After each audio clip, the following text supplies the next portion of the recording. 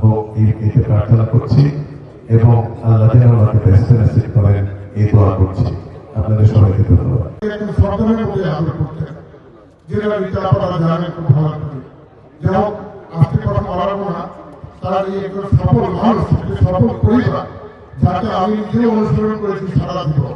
দোয়া করবেন মহান আল্লাহ তাআলা যেন ওনাকে দোয়া করবেন, কারণ এখন ওনার কাছে একটা জিনিস গিয়ে বলবে, সেটা হচ্ছে আপনাদের দোয়া।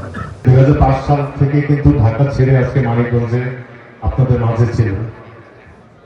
আজকে আপনি বুল্লু সিটির ভিতরে যা দেখছেন, কষ্ট করে এত দূর থেকে এসেছেন আমার নানিকে এই শেষ বিদায়টা দেওয়ার জন্য।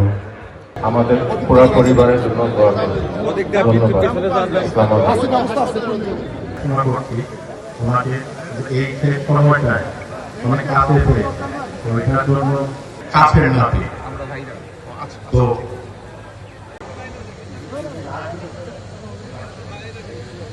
আমি সকলকে অনুরোধ করছি, যেহেতু মেয়েজন হাজি মাইয়া টেক্কা দায়িত্ব ভেজাল ইমাম কথা বেয়ান